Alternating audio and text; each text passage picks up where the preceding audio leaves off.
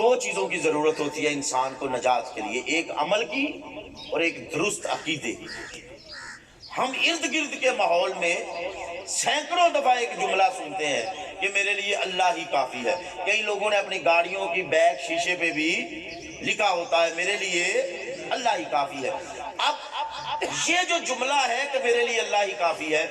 Definite بات ہے، یقینی بات ہے کہ تمام عقیدے اس بات پر متفق ہیں کہ یہ جملہ درست ہے۔ یہ کہنا کہ میرے لیے اللہ ہی کافی ہے، یہ بات اپنے مفہوم کے اندر، اپنے مزاج کے اندر، اپنے معنی اور مطالب کے اندر یہ جملہ انتہائی درست ہے کہ انسان ہر وقت یہ تصور رکھے کہ میرے لیے ہر مشکل میں، ہر مصیبت میں، ہر پریشانی میں، ہر تکلیف میں، ہر مشکل گھڑی میں میرے لیے فَقُلْ حَسْبِيَ اللَّهُ، کہ میرے لیے اللہ ہی کافی ہے۔ یہ جملہ بجا ہے۔ مگر آج کے اس دور کے اندر، آج کے اس زمانے کے اندر ہمارے بعض دوست، بعض دیگر عقائد کے حامل دوست یا بعض ہمارے دیگر مسالک کے دوست اس جملے کا معنی و مفہوم جو ہے وہ ڈی ٹریک کر کے اس کو پھیر کے بیان کرتے ہیں۔ وہ یہ سمجھتے ہیں کہ یہ جو جملہ ہے کہ میرے لیے اللہ ہی کافی ہے، اس جملے کا معنی یہ ہے، وہ یہ سمجھتے ہیں کہ اس جملے کا معنی یہ ہے، بعض دوست احباب، کہ اس جملے کا مطلب اور مفہوم یہ ہے کہ میرے لیے اللہ ہی کافی ہے،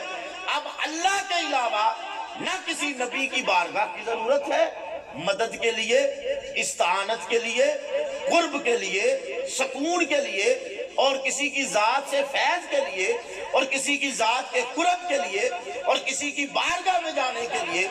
اب اللہ کے علاوہ کسی دوسری بارگاہ کی ضرورت نہیں ہے۔ اب ایک ہی بارگاہ کافی ہے اور وہ بارگاہ ہے اللہ کی، اور اللہ کے علاوہ اب نہ کسی نبی کی بارگاہ کے قرب کی ضرورت ہے، نہ کسی ولی کے بارگاہ کی قرب کی ضرورت ہے، نہ اہل بیت اطہار کی بارگاہ کی قرب کی ضرورت ہے، نہ صحاب مصطفیٰ کے قرب کی ضرورت ہے، نہ اولیاء صالحین اور صالحات کی بارگاہ کی ضرورت ہے۔ اب کسی کی بارگاہ میں جانا، چاہے وہ نبیوں کی بارگاہ ہو، خانقاہ ہو، اور ان کی قبر ہو، قبور ہو، مزارات ہو،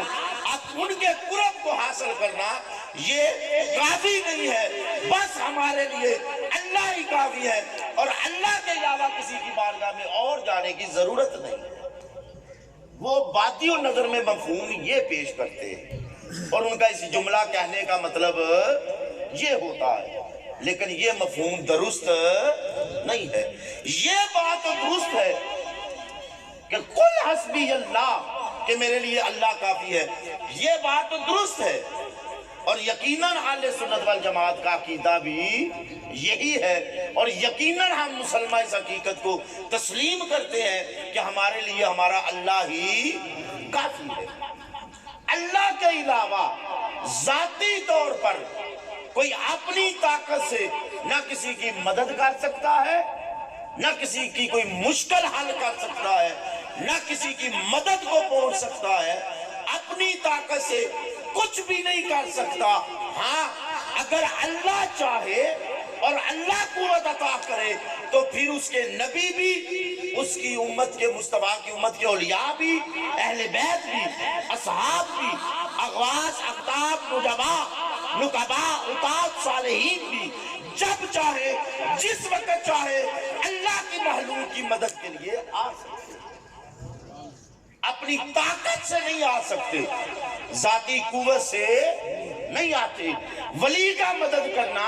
اور ولی کا کسی کی ہیلپ کے لیے پہنچنا، اس کی زندگی میں، ولی کی زندگی میں، یا ولی کی زندگی کے بعد، اس کے دنیا سے چلے جانے کے بعد، جب بھی وہ چاہے، اگر اللہ کی مخلوق کی کوئی مدد کرنا چاہے تو وہ کر سکتے ہیں۔ ان پر یہ حکم نہیں لگ سکتا کہ میرے لیے اللہ کافی ہے، اب اللہ کے علاوہ کوئی مدد نہیں کر سکتا۔ ہاں، اللہ کی مدد کے بغیر کوئی مدد نہیں کر سکتا، اور اللہ کی عطا کے ساتھ جب چاہے اس کے نبی بھی مدد کر سکتے ہیں، اور مصطفیٰ کے صحابی اور اہل بیت اور مصطفیٰ کے امتی بھی مدد کر سکتے ہیں۔